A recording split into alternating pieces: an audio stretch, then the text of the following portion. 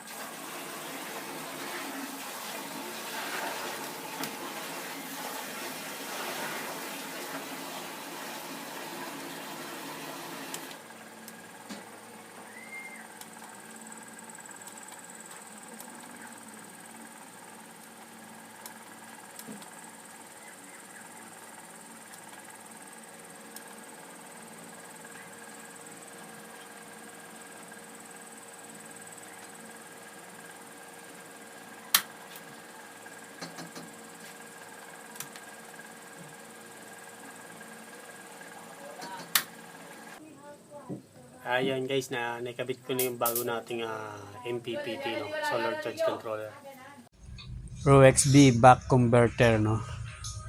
Kung mapapansin nyo, meron siyang tatlong indicator, no. Yung sa volt, sa operating power, tapos sa ampere. Yun yung pinapakita sa indicator, no. Dito sa Pro XB na back converter na to, meron tatlong settings. Yung sa solar panel, sa battery, at saka doon sa load, no. Yan, kung mapapansin nyo, ayan, kita nyo naman. Ayan, sa solar panel. Susunod dyan yung sa battery, at saka doon sa load. Ayan. Sa ngayon, di ko muna kinabit yung load kasi nakarekta ako sa battery. At yun muna ginagamit ko. Pero bukas, subukan kong gamitin.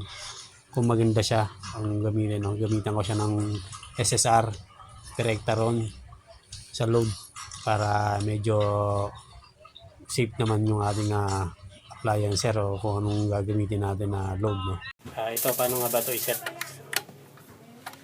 Itong back converter, no? Yan guys, kung mapapansin nyo, meron yan dalawang button, no? Ang dalawang button na yan, ang kinagagawin nyo dyan, sasabayin mo siyang pindutin na magkasabay, no? Ng 3 segundo. Ngayon, para sa lead acid, siset nyo siya sa 14.4 para sa float voltage. Kung battery nyo naman ay lithium